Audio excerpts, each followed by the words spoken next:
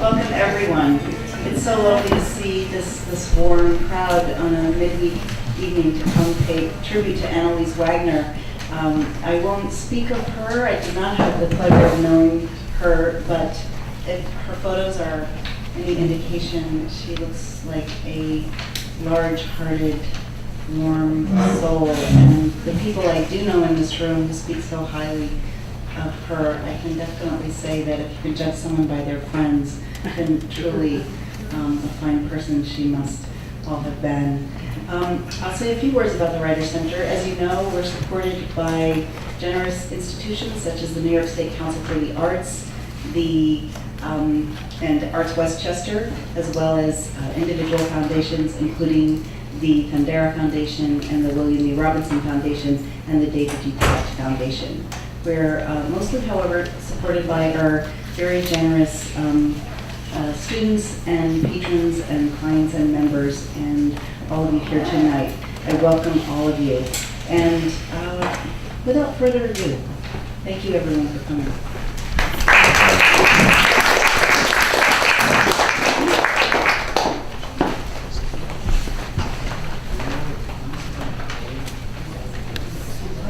Anneliese Wagner was a longtime board member during the early years of the Hudson Valley Writers Center. She was one of 4 poets, including Stephanie Strickland, Patricia Farewell, and me, who worked together to establish Slapping Hall Press. In her autobiographical afterword for her chapbook Murderous Music, Anneliese writes about her realization of the significance of her experience as a Jewish refugee from Nazi Germany, even though most of her memories from before she was 13 had vanished. She writes about her native German language, which she describes as a, quote, hills of Kentucky kind of speech, quote, inventive, vigorous, and musical. She also talks about how her mother had a lovely singing voice and how her lute was part of the luggage when they arrived in the United States. One of Anneliese's qualities that I remember most vividly in working with her is the musicality of her spoken voice and of her poetry. She had an abiding elegance of presence, both in her written and spoken words, that will always be with those of us who knew her. Another remarkable event that Anneliese recounts in her prologue is that after she received an MFA in poetry from Sarah Lawrence College, Jane Cooper asked her to teach her class. Surprised because she hadn't taught before, Anneliese asked Jane why she had invited her. Jane told her that she thought she could do it.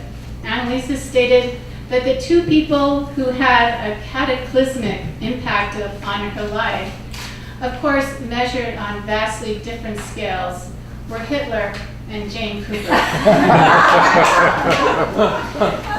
The latter because she believed in Anneliese and believed that she could write and teach. This leads me to another observation. For many years, Anneliese ran the Hudson Valley Writers Center reading series. She possessed a humble and hard-working spirit and worked well with other people.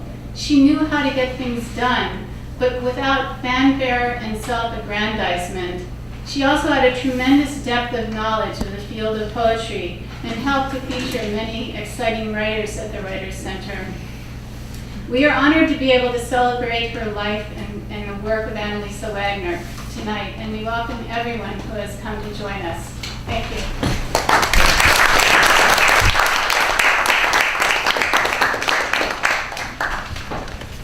Good evening. I'm Anneliese Wagner. I'm Anneliese's older daughter, and I'm here before you today also on behalf of my sister, Carrie Wagner, who lives in Scottsdale, Arizona, so could not be here. And I just want to tell you a little bit about my mother's life, a little biography. She was born in Heinsheim, which is in southeastern Germany, near Bavaria, on May 3rd, 1929. Her mother was Mina Metzger, who was born in Krausheim, and who came to Heinsheim, her husband's village, which was the tradition. When a woman got married, you went to the village of where your husband lived. Her father was Isaac Oppenheimer. He was a cattle trader. At that time in Germany, Jews could not own land, so that was a profession that many Jews were involved in. My mother played with a young girl named Hilda Hof, who lived across the street. Hilda's mother, Anneliese Wagner, tended the Jewish graves during the Second World War until the Nazis made her stop. We are still friendly with Hilda's niece, Anneliese Wagner, who visited my mother only last summer, and actually Anneliese is going to be coming to my daughter's wedding in November, so we're still very much in touch with that family who lived across the street. My mother's family came to the United States in 1937. They came as the result of the hard work of her mother in writing to anyone she heard of in search of the necessary affidavits that were required for entry by the U.S. government. They were sponsored by a family who lived on a farm in the Catskills, who were not relatives. They left their bucolic village in Germany and moved to the Bronx. None of them spoke any English. Both of her parents worked all the time. Her father as a laborer, her mother as a maid. Anneliese started public school in the Bronx. When the teacher asked her her name, she said it was Anneliese Oppenheimer. The teacher said that was too long, and her name would be Anna. Anna graduated from Taft High School. The guidance counselor told her she shouldn't even think of applying to small private colleges. The best she could do was NYU. She attended NYU in the late 1940s, early 1950s. She met her friends Fan, Marilyn, and Herb, who were her friends for life. She was introduced to Dylan Thomas at Cafe Reggio as the prettiest girl at NYU. She worked in her parents' luncheonette in Woodridge in the Catskills during the summers. One summer she went to London to visit her aunt and uncle, Tante Greta and Uncle Moritz. At some point she went to a party with her friend Fan, and she met Bob and Raleigh Wagner. Bob was a graduate student at Columbia, where Anna was studying for a master's in English. She married Bob in 1953 at Mount Nebo Synagogue. They spent 1 year in State College, Pennsylvania, where Bob was teaching English 0 or something like that to football players, I think. Then they moved to Mount Vernon, New York, when Bob got a job at Sarah Lawrence College. I was born in 1956, just before they moved to Hartsdale, and my sister Carrie was born in 1959. Anna was a suburban housewife, although not a typical suburban housewife. She went into the city whenever she could to go to museums or other exhibits. She was a co-leader of my Brownie and Girl Scout troops. She was involved in social justice efforts, Head Start, fair housing, and Project Able. She was always involved in the arts, painting, dance, and poetry. At some point, she came to understand that she was a poet. She went back to school and received an MFA in poetry from Sarah Lawrence College. She also came to understand that she was Anneliese, not Anna, and went back to her original given name. She spent time at artist colonies such as Yaddo and Blue Hill, which she loved. She taught at Sarah Lawrence in the continuing education division and at many other places. At one point, she taught a class in Mount Vernon, and she brought me to a party there at the end of the summer. And this was a group of people with very little education and from very different backgrounds than she was, and she really connected with them, and they really loved her. As Margot said, she was an early founder of the Hudson Valley Writers Center, and she was so very proud of that. She was thrilled to become a grandmother, first in 1988 to my daughters Leah and Alice, and then in 2003 to my sister's daughter Rachel. She developed a wonderful relationship with Kevin Sullivan. She loved to travel, and they took many trips together. She had many, many wonderful friends, many of whom are here today.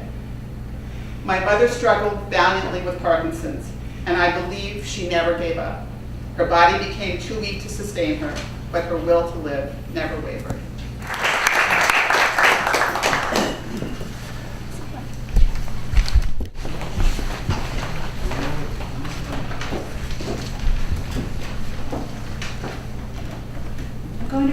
poem that she had written called Saturday. And as Margot was talking about Annaliese's voice, I only hope that I could give justice to the beautiful lilt that was part of Annaliese's poetry, the way that she read her poems. Saturday. As if tears are rain, I washed my face this morning. As if God is my uncle, I sit on his knee. Saturday morning on the steps of the synagogue, I was the right height for my father's blessing.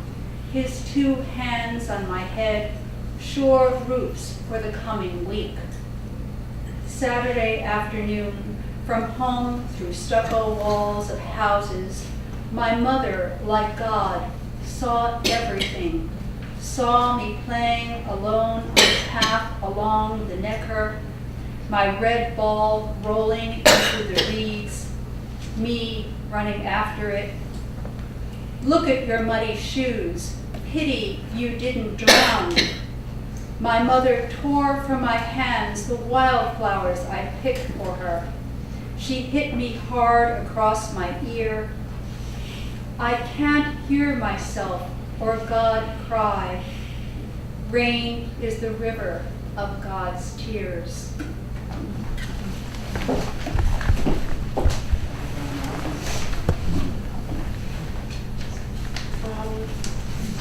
I am first going to be reading a poem by Jim Finney, who was a classmate of Annalise and mine and Ernest at Sarah Lawrence.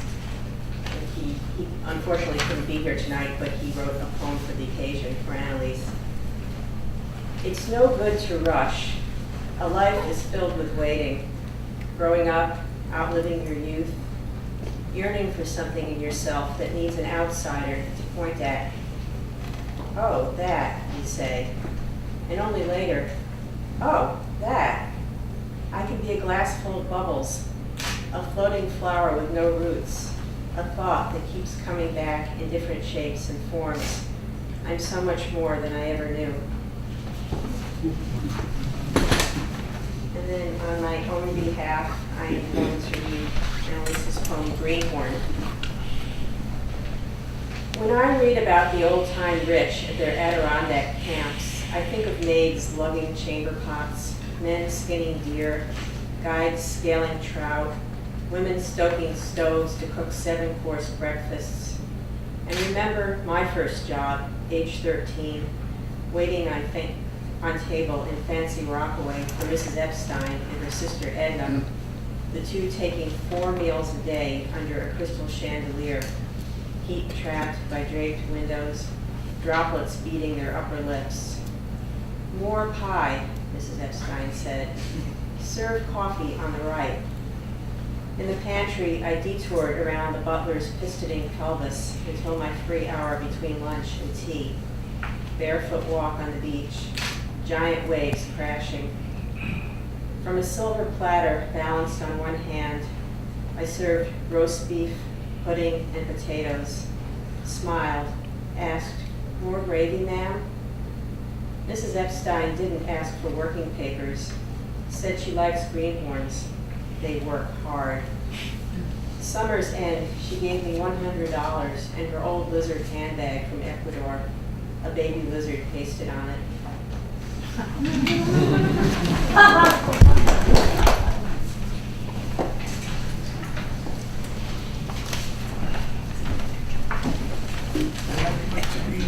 From Murderer's Music. I understand that when I managed to get this copy of Murderer's Music, I probably could have been accused of petty larceny. These days, I understand it could be stepped up to grand larceny. It's worth quite a bit more. Just be a little bit louder? It's worth quite a bit more. Thank you. To begin with, I'd like to call everyone's attention to the epigraph of Murderous Music. It's a quote from Paul Celan, and I assume that Annalise did the translation. A kind of silence came, the storm came too, and all the oceans came. Anyway, I'd like to read just some excerpts, if you will, of Murderous Music. From the afterword. The poems, I quote, "The poems in Murderous Music are different from my other poems, more autobiographical, more narrative in style. As I was writing them, I realized that material I had previously suppressed, my experiences as a Jewish refugee from Nazi Germany, was not only difficult to use in poems, but also important." And to finish.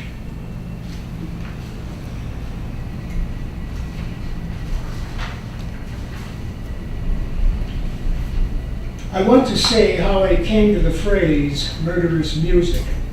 My mother had a very lovely voice. When she sang, which was seldom, it was songs she learned as a young woman in Swabia. Her lute was a part of our baggage, and when we arrived in the United States, it hung on the wall for a few years. Then, when singing seemed incongruous to her life as a cleaning woman and salesgirl, it disappeared. When she moved to Florida, already quite old, I'd visit her and she'd sing old songs again. We listened to German records. The music brought back the good parts of my life, which I had denied along with the bad parts. However, music never brought back my elusive memory.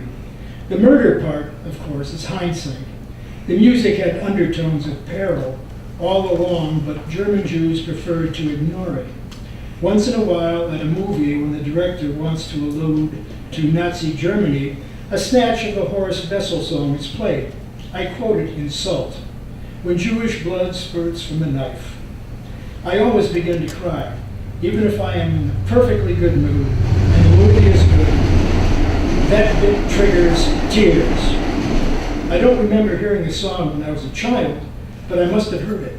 There were loudspeakers strung on poles all over the village. It must have been very frightening music for a young child. Now I'll read the Salt poem. Salt. Someday I will learn to love the ocean, jump waves, dive and chase a seaward ball, laugh while sputtering brine. Plucked from its lap, salt-blinded, I will sit and hear its gruff lullaby. Someday I will love the ocean, its rightful child, delivered across high seas by the Columbus Registry Norddeutsche Lord. During a slaughter of raw wind and sea, foghorn unending, my mother says, "You look Aryan." A charm too weak to spell her and daddy too. She prays out loud the first night on the channel. In the salon, above our heads, brown shirts sing, "When Jewish blood spurts from the knife." Jump or push, 3 Jews would make a tasty snack for sharks. In terror of blows in the brig, my father strokes nervous knuckles on his hand.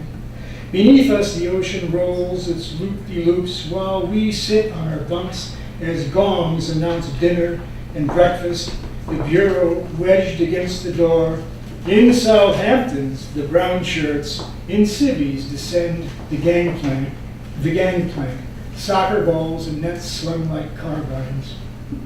We sailed on without them, climbed to the top cold rail, released into the savage wind, 8 chancy days to walk the German deck, waiting for sun on the fog-wrapped, roistering Atlantic.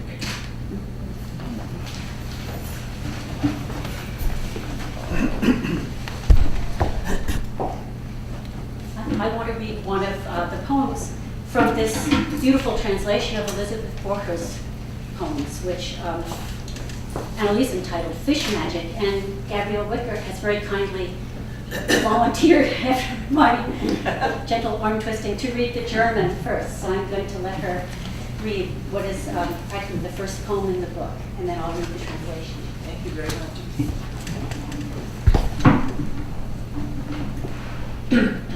Eierwasser regnet Schlaf. Eierwasser regnet Schlaf. Abend schwimmt ins Gras. Wer zum Wasser geht, wird Schlaf. Wer zum Abend kommt, wird Gras. Weißes Wasser, grüner Schlaf. Großer Abend, kleines Gras. Es kommt, ein Fremder.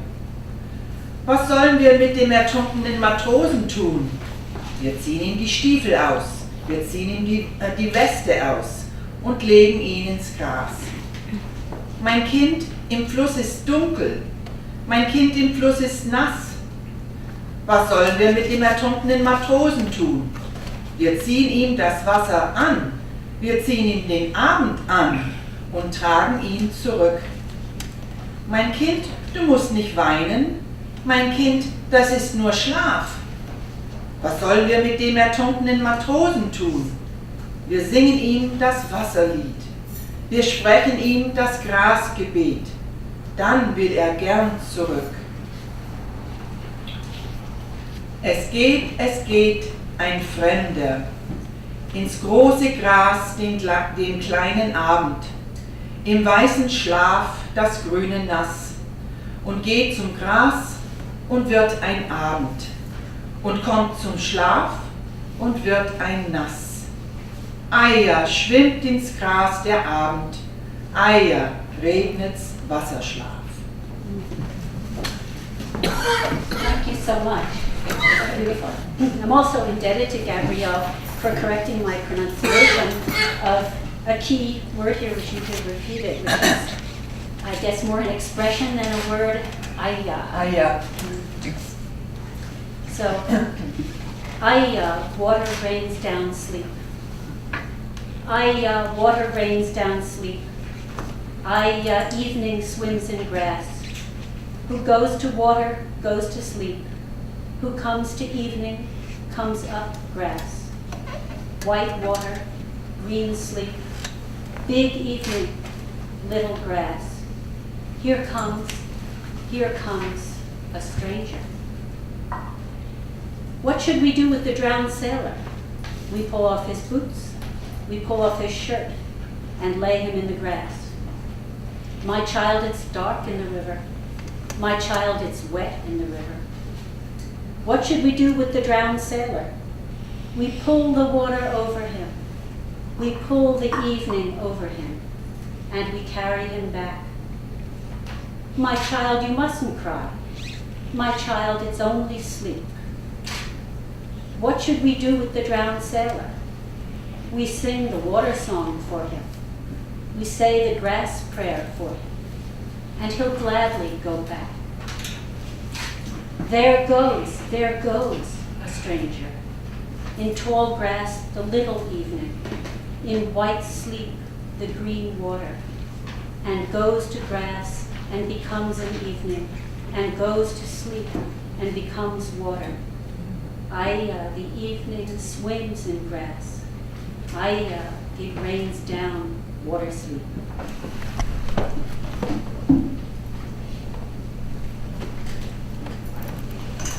Anneliese was such a writer and such a committed writer. You guys probably know, since you knew her, that when she was physically having trouble writing, and Kevin would help her, try and send out work, but after a while it became too hard for her, and she would write in her mind, and she would write in her dreams, and in her dreams watch her hands write and read what her hands were saying. I remember at the end of her life she was telling me that what she had was her dialogue, that her dialogue was really important to her. Her dialogue with the disease and what was happening to her. This is a strange poem from Murderous Music called Brown Shirt. It's a prose poem. Brown shirt, walking the pine needle path along the icy road, I passed a tree with a big iron nail jutting from the trunk. I hung my mind on it and told myself, all is not lost. You still have your heart and soul. So I kept going until I came to a cottage at the end of the street. It looked like the house I was born in. I decided to knock. The woman said I couldn't be the girl who used to live there. That girl grew up to be a movie star. So I knocked on the door of a neighbor. No, he barked. He doesn't want a vacuum cleaner, and slammed the door. But the third person, an old man in a faded brown shirt, said, "Stand in the light." Sure enough, he recognized the scar on my forehead. "So you came back to where it all happened," he said. "Yes," I said. "I want to hear you tell about old times. It used to be safe," the old man said, "to walk in the forest."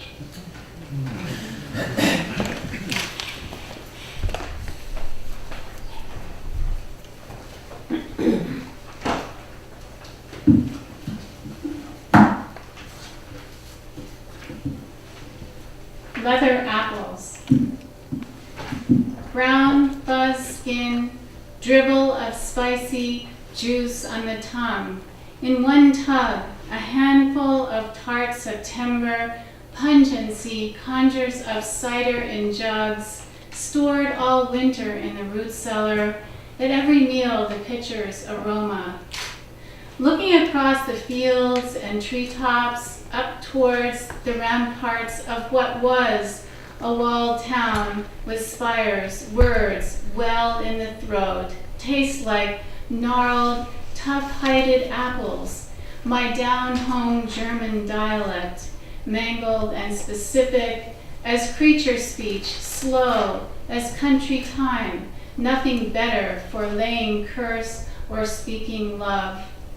Mouth and tongue scoured, replenished with vocabulary fresh as green walnuts, my first language returns in snatches of song about the miller. Traveling is the miller's joy. There was no miller, no mill, no redress from verbotens, no place to go, no place to hide, only an hour, that last stolen afternoon when my young mother sang as we strolled through the forest. From America, this is what I come for.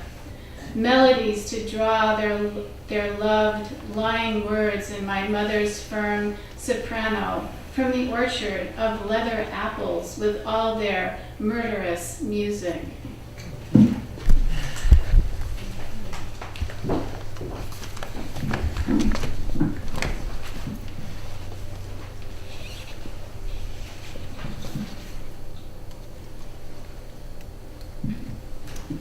There are two people who couldn't be here today who sent me words to repeat.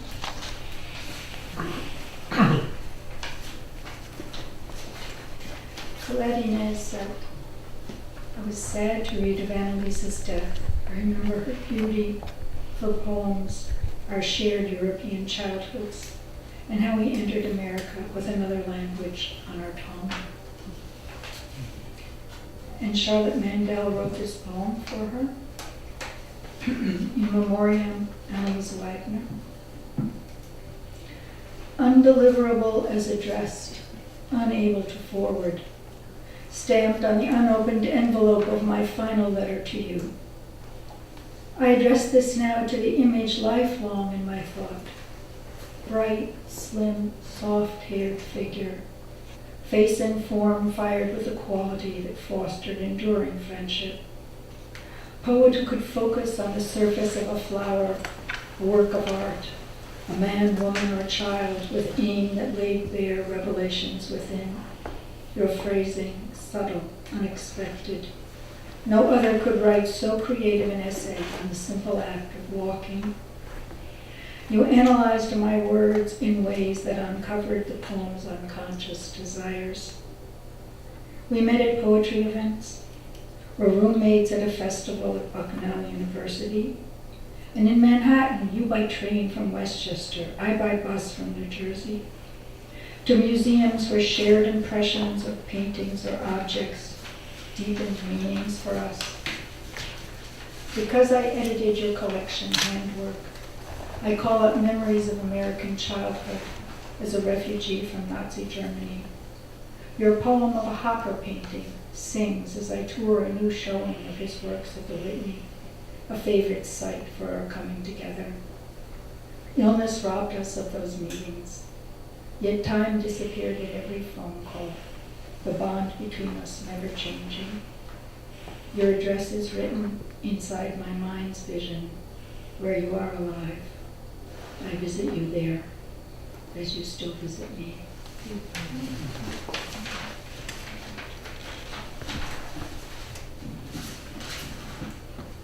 And I'm going to read a poem called Break.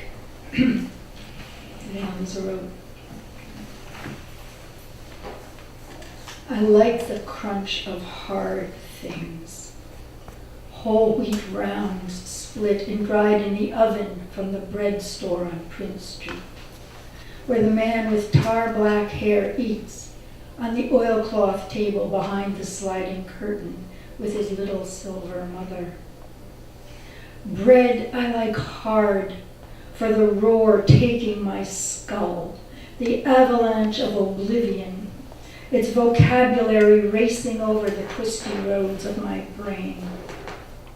I want to hear storm winds wrench a splitting willow limb from its trunk, raw wood rip away with the howl of a cat in the pain of heat, splinter and tear off butt naked until it claws down the side of the house, strikes the grass, lands upended, spine not broken, riding the shriek of the break given first full voice.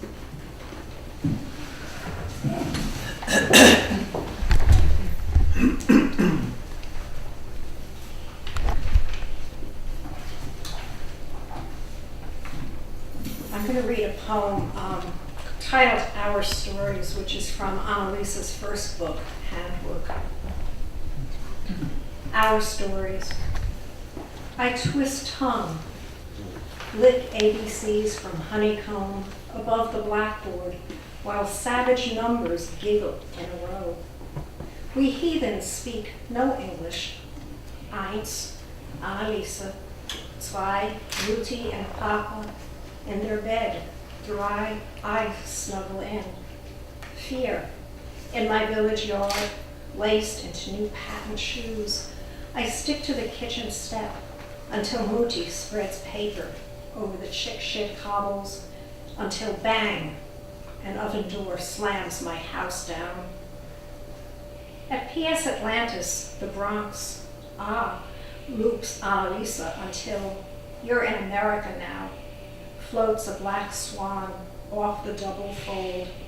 Anna charms me from digits across my forearm, from count, division, from 0, minus, freeze, mother, eyes, from names without letters and bone-chip numbers that flake on windy days, off ash pits, from tallow kin, your stories.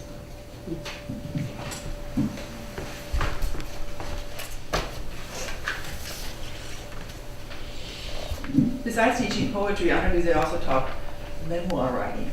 And what I'm reading now is basically a memoir of her two grandmothers. So two grandmothers. The book's long, but I've cut a lot. I'm not reading everything. I would have liked to have read everything, but it would have been too long. There were no grandfathers. Both died before I was born. Oma Emma and Oma Berta, the two grandmothers, both widows, were born about 30 years before the turn of the century. They retained the convention of hair parted in the middle, braid bunned at nape, and long skirts covered by a perennial apron. In Oma Berta's house in Heinsheim, my father, his siblings, and I were born. The height of frivolity for the grandmothers was to don a blue and white polka dot apron, the only exception they permitted themselves from widow's black. The hierarchy of aprons ran all the way from rough, for picking potatoes in the garden, to good, a show apron of black sateen. God forbid even a hint that work was not in progress should be detected. except of course on the day of rest, on holidays, on making a visit, and at bedtime. In my ear, I still hear the command, "Put your apron on," as if a dirt-flecked dress would indicate an unclean character. My parents and I arrived in the States in 1937. My grandmother Emma joined us in 1940, and she and I shared a bedroom. In that room, her feet on a low stool, the emotional spectrum ranged from hopeless black to cheerful yellow. Although dear David had died in 1904, she told me that she had never looked at another man. At their engagement, Emma and David shook hands, and a year later, on their wedding night, the first kiss kindled their lips. Oma Emma's escape from Germany began in an easterly direction to Prague, and eventually, after ninth-hour papers arrived, continued westward. She boarded the last plane, along with the fleeing Czech president, Dr. Beneš, to Amsterdam. For years, she rehearsed this story for me. A woman who had hardly absorbed the switch from horse-drawn wagon to railroad car, she was tucked into a narrow seat on a rickety plane and transported into the sky. I knew if I didn't die on the flight, she told me, I might live forever. After Amsterdam, then what? How would she fare in a metal tub on so much water with submarines buzzing beneath her for 2 weeks? She arrived in Hoboken. The New York skyline unscrolled before her eyes, eyes that never wore glasses, though she lived to be 71. Oma Emma died in April 1945, within a week of Roosevelt's death of the same illness, a cerebral hemorrhage. At her funeral, a relative, seeing my grieving face, said, "It's better that she's dead. Who knows how she may have had to suffer." I wanted to hit her. How could it be better for Oma to be gone? I'd lost my best friend, my roommate, the fingers that dried my tears when my parents threatened during their tireless spats to break up their marriage. Oma Emma provided a bridge to the freedom I'd lost years back, the rural child's paradoxical world of delicious rambles and potential dangers. Oma Emma, in the privacy of our apartment, permitted the old world secret entree. She'd tell me stories of adventures and betrayals, love matches and pious acts, some that took place years before the turn of the century. In turn, during long hot summers in the confines of our apartment, I'd tell her the plots of books I carried home by the armful from the library. My proficiency in English, useful for the family, was regarded as an inborn trait, much like the ability to wriggle one's ears. I had unlimited freedom to read anything the library permitted me to borrow, as long as I finished my chores first. Same with homework. Reluctance to sweep the carpet daily was tantamount to committing a sin. Reading, since it required no physical activity other than moving the eyes, smacked of laziness, of amusement before work. Actually, the radio had higher value, since one could unstring beans or hem a skirt while listening. The simple old ways were best. Every nail, every stray jar top was recycled or stored. Peasant frugality required the practice of ecology, long before it became fashionable or necessary. My parents' 6-day-a-week, 10 to 12-hour work days barely covered rent, food, and the gas and electric bill. Oma Emma baked bread, resoled shoes from the inside with cardboard, converted my mother's skirt into a dress for me, and instructed me how to iron my midi blouse with our antique iron. Detachable cast iron slabs heating on the gas stove, one heating while the other one was in use, the sizzling one then hooked on to the wooden handle. I lived in Heinsheim with Oma Bertha as my daily companion for the first 8 years of my life. In America, Oma Emma replaced her through my early adolescence. At times, conflating them into one, into grandmother, feels natural.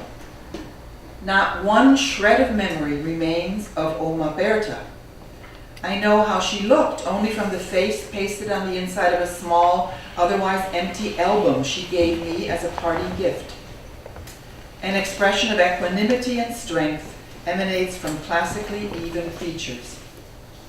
She knew when she gave me the little album and inscribed it in ornate Gothic script, July 1937, for remembrance on emigration over your grandmother Ottenheimer, that we'd never see each other again. Some of the pictures break my heart. The first, taken the day before the emigration, the Auswanderung, the fiendishly ironic wandering out, shows my parents and me in our new clothes on cobblestone streets surrounded by medieval buildings. The site was obviously and naively chosen by my parents to lend traditional grandeur. The second picture, taken about a year later, shows my parents and myself posing on the tar-lined roof of a Bronx apartment building. My father is almost unrecognizable. He had lost more than 30 pounds. With unemployment high that year, and as foreigners with no skills, no English, and cursory grade school educations, my parents took any jobs they could get. In that year, my father had lost his first job of builder's helper, carrying sections of iron for fire escapes, because he fainted after 5 days. Finally, after weeks spent searching for a job, on foot to save a subway nickel, he found work as a dishwasher in a seedy bar and grill on 34th Street in Manhattan. A 12-hour-a-day job he welcomed with glee. At least so it appears in the photograph.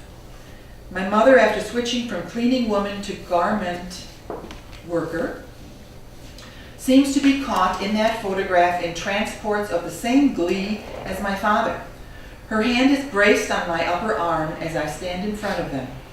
Is she signaling me with a quick squeeze to give my best smile? We were desperately trying to exude a sense of well-being, which makes me think the picture was staged for Oma Berta, a copy sent to relieve her anxiety about us. I'll never know if Oma Berta saw that picture. When the SS came to get her in October 1942, they gave her 1 hour to pack. Recently, during my latest visit to Heinsheim, I asked my hostess, my childhood friend Elizabeth, if the removal of my grandmother from her house had been noticed by her family, since they lived across the street. Yes, she said, they saw her taken out. At the time, with only a quarter of a stomach after a radical operation, Oma must have looked more frail than she generally did. What could this bewildered old woman have had the presence of mind to pack after the certainty, suddenly demolished, that they wouldn't take her, that she was no threat? Her fields had been sold, she had no trove of valuables, she had been a good citizen and neighbor. What could they want of her? She wanted only to stay in Heinsheim near the grave of Abraham, and when the time came, to be laid in her plot beside him. Where did they take her? I asked my friend. To the town hall. That small structure, which houses proof of Ottenheimers as residents of Heinsheim from the inception of public records, is 3 houses and the breadth of a tiny common from Oma's house. They kept her there until the trucks came next morning.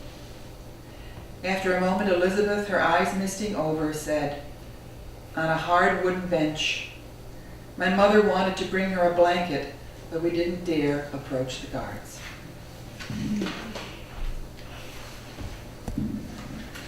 The grandmothers, so much alike in background, did not arrive at similar deaths. Oma Emma died in the bed next to mine and is buried in New Jersey near her children. Oma Berta has no grave.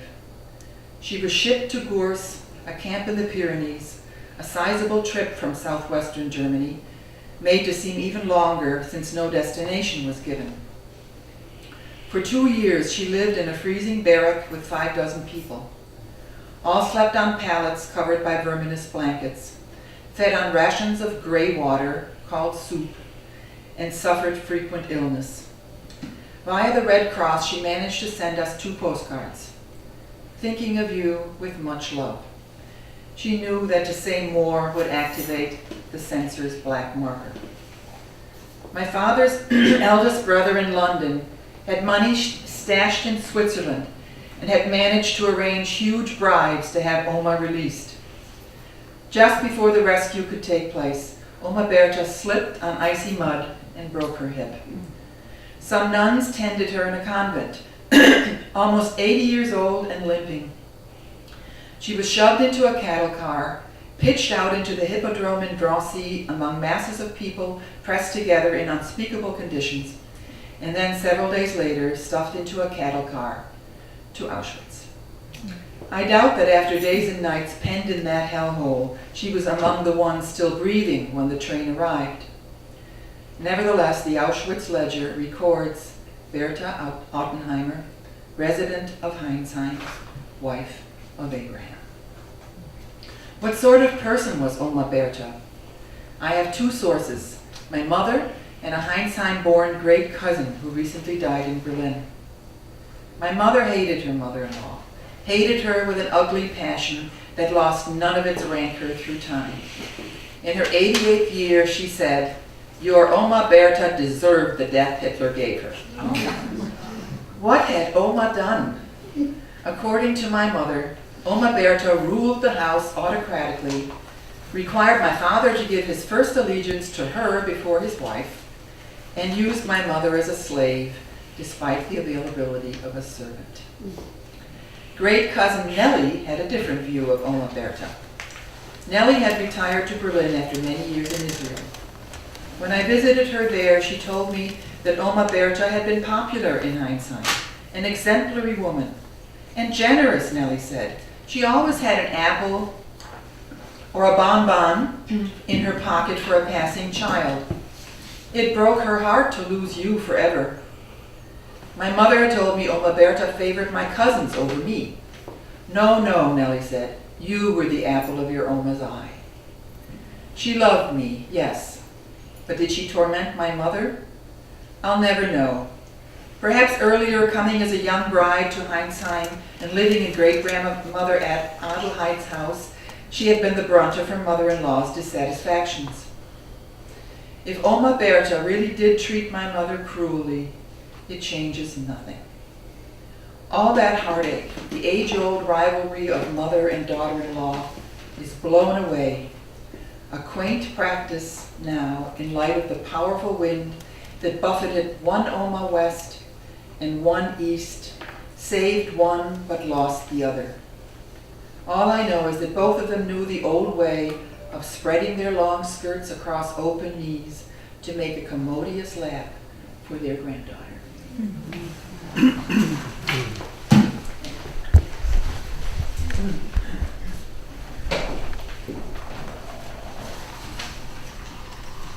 Anneliese was and is the most important person in my life, and I'm happy to be able to read one of her poems tonight.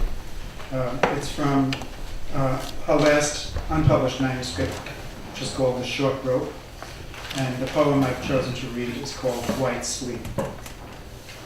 After a day in the city, the heart in an ocean of milk stews soft for strangers with twitching fingers, for a friend with bruised hands, for the man out the door who took a bite and gave it back, the one on the sill who didn't. In its vat, the heart works hard as the earth, rotating to gut commands that make north drift a few seconds westward each year.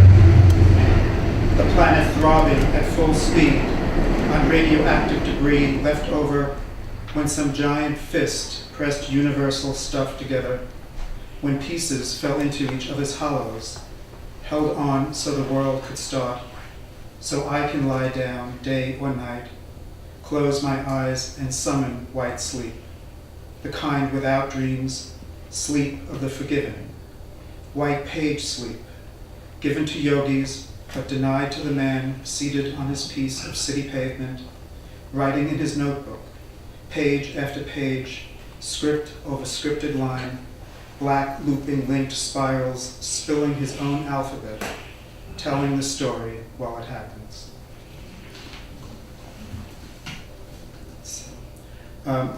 I asked to read last just so I could make some thank yous. First of all of you who came to the reading tonight and participated in the tribute to Anneliese. I'd also like to thank the staff of Hudson Valley Writers for making it happen in such a beautiful way. And I would especially like to thank Margot Stever and Stephanie Strickland, who really spearheaded the effort to make this tribute happen. During the summer, I came across what I think is a nice photo of Anneliese and Margot and Stephanie that I had framed up. It's on the windowsill there. It kind of represents the original founders of the organization, and I'd like to give it to the Hudson Valley Writers Center as a memento of tonight. So just thank you all again.